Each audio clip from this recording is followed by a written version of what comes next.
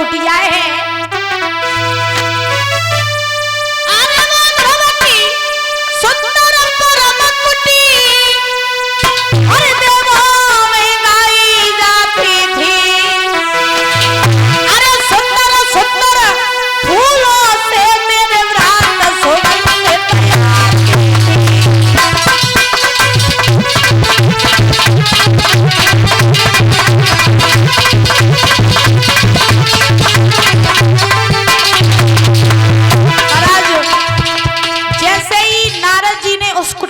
निर्माण किया, कितनी सुंदर कुटिया थी कि उस कुटिया को देख करके सभी देवी देवता मोहित होने लगे। बहुत सुंदर कुटिया है महाराज।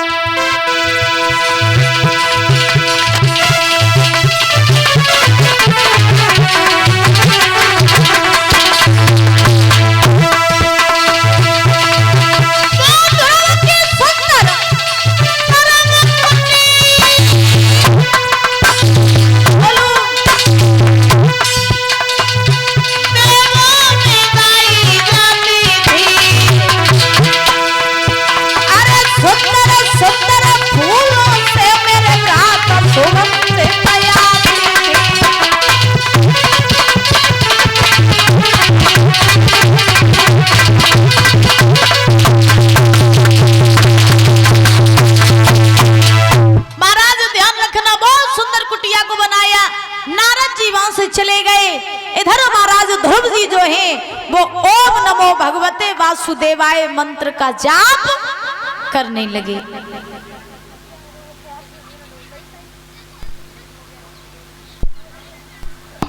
तो आज ध्रुव जी ओम नमो भगवते वासुदेवाय मंत्र का जाप करने लगे।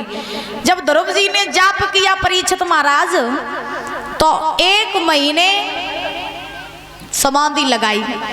जब 1 महीने तक समाधि लगाई तो ध्रुव जी महाराज ने कंद मूल फल खा करके, कंद मूल फल खाए और कंद मूल फल खा करके महाराज समाधि लगाई।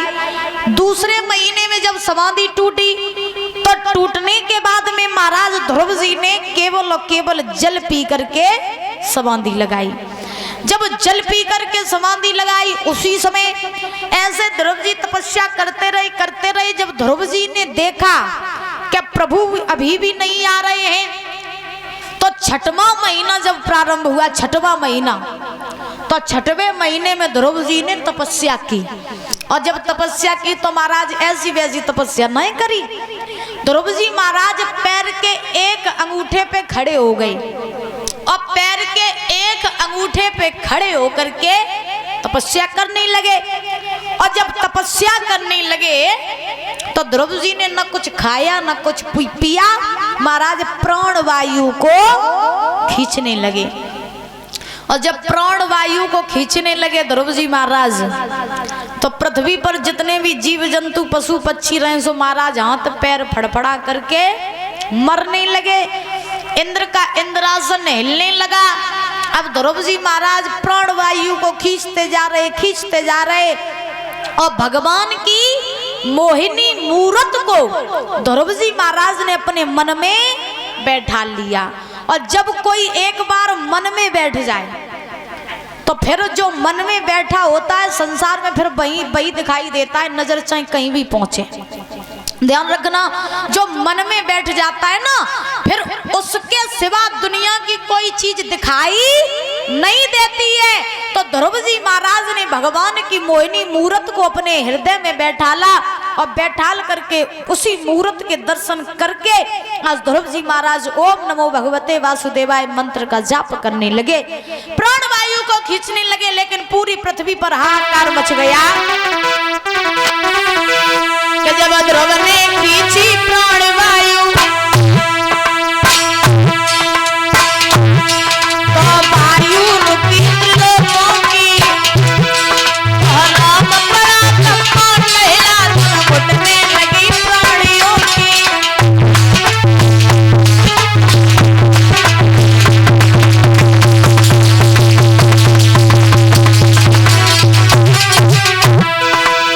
महाराज जैसे ही ध्रुव जी महाराज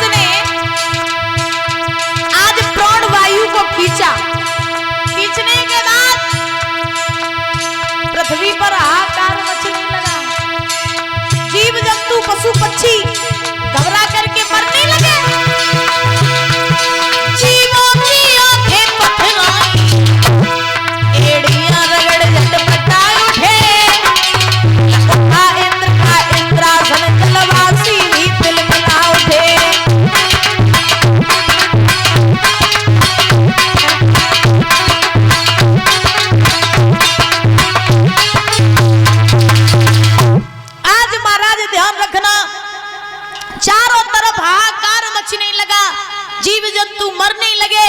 इंद्र का इंद्रासन हिल गया। इंद्र ने अप्सराओं को बुलाया, बुला करके अप्सराओं से कहा कि चली जाओ पृथ्वी पर जाकर के देखो कि कौन ऐसा भगवान का भक्त है जो इतनी घनघोर तपस्या कर रहा है, और जाकर के देखो और जाओ उसकी तपस्या को भंग करो। अप्सराएं चली, चल करके परीक्षित महाराज भक्त प्रहलाद के पास, वो ध्रुव जी के पास में आई। जब भक्त ध्रुव जी के पास में आई हैं अप्सराएं, तो ध्रुव जी महाराज वैसे भी 5 वर्ष के थे और तपस्या कर रहे थे। महाराज तपस्या कर रहे थे परीक्षित महाराज ध्रुव जी। तो अप्सराओं ने जब ध्रुव जी को देखा तो एक दूसरे से कहने लगी, हो बे ना जो लला तो बनाए छोटो है और जाके तपस्या को तोड़वो तो बड़ो आसान काम है। ऐसा करो नाच कूद के जलला को मनाए दो और मनाए के जगह तपस्या तोड़वाए दो। और आपस में बोली बहना के जय नाच कूद और मना ले मेरी गोइया ललायो मारा को नाच कूद के मना ले मेरी गोइया ललायो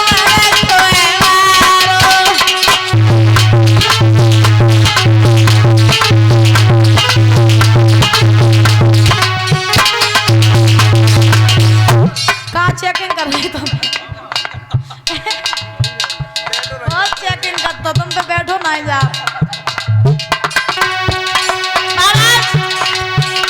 अप्सराएं कहने लगी लला छोटो है और जब नाच कूद के मना लो जाके तपस्या भंग कर दो। सुनो जय नाच कूद के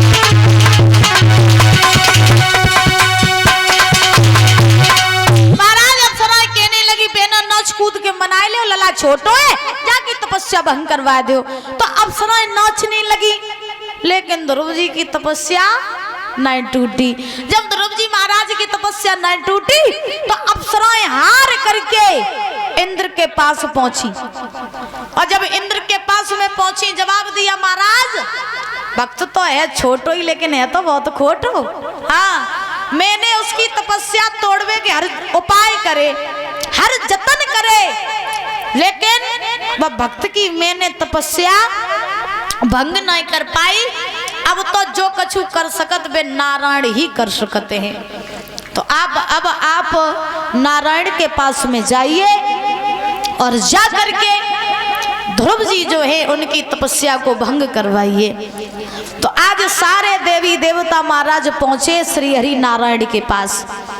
जब प्रभु नारायण के पास में पहुंचे हैं सभी देवी देवता, बोले प्रभु आपका भक्त पृथ्वी पर आपके नाम की तपस्या कर रहा है, अब वो प्राण वायु को खींच रहा है। अगर नाथ आपने उसे दर्शन न दिए तो फिर पूरी पृथ्वी नष्ट हो जाएगी, इसीलिए आप जाइए और जा करके उसे दर्शन दीजिए। तो जो इतने देवी देवताओं के वचन सुन करके आज भगवान नारायण चले। महाराज गरुड़ को आदेश दिया, गरुड़ पर सवार होकर के जैसे ही प्रभु चले, चल करके ध्रुव के पास में पहुंचे। जब भगवान ध्रुव के पास में पहुंचे तो ध्रुव तपस्या कर रहे थे। और जब ध्रुव तपस्या कर रहे थे तो भगवान ने आवाज लगाई, बेटा ध्रुव आंखें खोलो।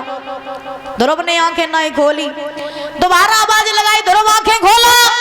ध्रुव ने फिर भी आंखें नहीं खोली। भगवान समझ गए कि मेरी मोहिनी मूरत जाके मन में है। सो भगवान ने उसी मूरत को महाराज खींच लिया। और जब उस मूरत को खींचा तो ध्रुव को जब वो मूरत दिखाई नहीं पड़ी, तैसे ही ध्रुव जी महाराज पछाड़ खा करके गिर पड़े। और ध्रुव जब पछाड़ खा करके गिरे तो गिरने से पहले ही भगवान ने ध्रुव को उठा करके अपनी गोद में बैठा लिया। बोले गोविंद भगवान की, वृंदावन हरि लाल की। तो जैसे ही भगवान ने ध्रुव को अपनी गोद में बैठाला तो लाड़ करने लगे हैं प्रभु, दुलार करने लगे अपने भक्त को। और जैसे ही लाड़ प्यार करने लगे तो करते करते आज परीक्षित महाराज भगवान ने ध्रुव से कहा, बेटा ध्रुव मैं तेरी भक्ति से बड़ा ही प्रसन्न हूं, तू हमसे कोई वरदान मांग ले। तो ध्रुव जी ने जवाब दिया, नहीं नहीं प्रभु, हमें आपसे कोई वरदान नहीं चाहिए, मुझे आपकी गोद प्राप्त हो गई, मेरे लिए यही काफी है, मुझे आपसे कोई वरदान नहीं चाहिए। तो भगवान ने जवाब दिया, हे ध्रुव, अगर तुम चाहते हो कि तुम्हें कोई वरदान नहीं चाहिए, कोई बात नहीं, जाओ, फिर भी हम तुम्हें ये वरदान दे रहे हैं कि तुम पृथ्वी पर रह करके 36,000 वर्षों तक राज्य करोगे। कितने हजार वर्षों तक? 36,000 वर्षों तक पृथ्वी पर रह करके राज्य करोगे। और तुम्हारी जब राज्य से इच्छा भर जाए तब तुम स्वयं मेरे धाम को चले आना और तुम धाम को आ करके मेरी गोद में बैठे रहना, क्योंकि मेरा वास जो है वो आकाश में ही है। तो आकाश में आ करके तुम मेरी गोद में बैठे रहना और जब तक तुम्हारी राज्य करने की इच्छा है तब तक तुम राज्य करो। तो जो इतने वचन कहे तो कहने के बाद में महाराज श्री सुखदेव जी समझा रहे हैं, राजन परीक्षित, आज भगवान ने ध्रुव जी को ये वरदान दिया।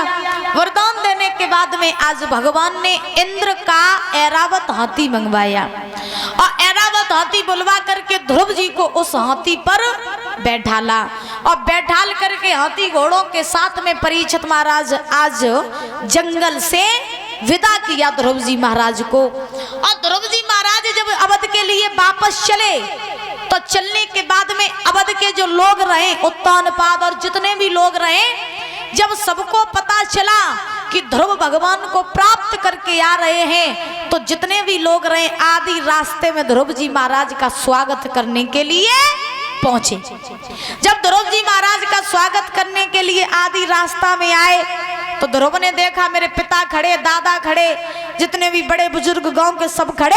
तो ध्रुव जी महाराज हाथी से नीचे उतर के आए और जब नीचे उतर के आए तो परीक्षित महाराज सबसे आशीर्वाद लिया, सबके चरण छुए, चरणों को स्पर्श करके ध्रुव जी महाराज ने सबका आशीर्वाद लिया। आजकल के लड़का आशीर्वाद लेते पांच छुए के परीक्षित महाराज तुम्हाऊ लेते, अब तुम्हाऊ लेते 100 लाख में एक हो जो तुम्हाऊ आशीर्वाद लेते। हाँ ना, आज की दुनिया में 100% में 50% लोग ऐसे हो गए जो पाए तो छुआते लेकिन पायन की छुवाई कैसी है, परियां छुए के छाती तो लगा लो जय हरी हर की। हाँ, आजकल के लोग महाराज पैर थोड़ी ना छूते, घुटने छूते हैं, घुटने छुए के छाती तो लगा ले तो बस आशीर्वाद मिली हो है। और सुनो, अगर आजकल के नौजवान लड़के 2-4 पैसा का कमान लगे परीक्षित महाराज, फिर अपने सामने का काऊ को समझते, फिर काऊ को नहीं समझत महाराज के मेरे सामने को बुजुर्ग है, को छोटो है, को बड़ो है, फिर काऊ नहीं समझत, फिर तो जकात के हमारे सामने तुम्हें औकात का है। अगर लड़का से अगर बाप कछु लड़का को अच्छी शिक्षा देवे तो लड़का जकात बुढ़ापे में तुम्हारी बुद्धि खराब हुई, अब का बुद्धि तुम्हारी काम करते, अरे तुम्हारी बुढ़ापे बुद्धि खराब हो गई। तो आजकल के लड़का महाराज ऐसे कहते हैं क्योंकि आजकल बच्चों के अंदर किसी भी प्रकार की कोई सभ्यता नहीं रही, कोई भी सभ्यता नहीं रही। अच्छा ये बताओ परीक्षित महाराज पैर क्यों छुए जाते हैं?